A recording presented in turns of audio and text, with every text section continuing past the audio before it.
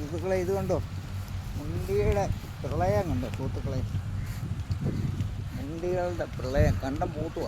അതിൻ്റെ മീനുകളും കാര്യങ്ങളും ഒക്കെ ഉണ്ട്. അതിന് നിങ്ങളെയൊക്കെ പിടിക്കാനായിട്ട് മുണ്ടികളിങ്ങനെ വന്നതാണ് കണ്ടോ. കാരണം ഞങ്ങളുടെ മണിയമ്പാടം പൂട്ടാൻ തുടങ്ങി. വളരെ മനോഹരമായ കാഴ്ചകൾ. ഇന്ന് കാണാത്ത സൈസ് കൊക്കുകളും മുണ്ടികളും ഒക്കെ ഉണ്ട് നമ്മുടെ കണ്ടത്തിൽ. ഇത് കണ്ടോ, കാണാൻ വയ്യ, ദൂരെയാണ്.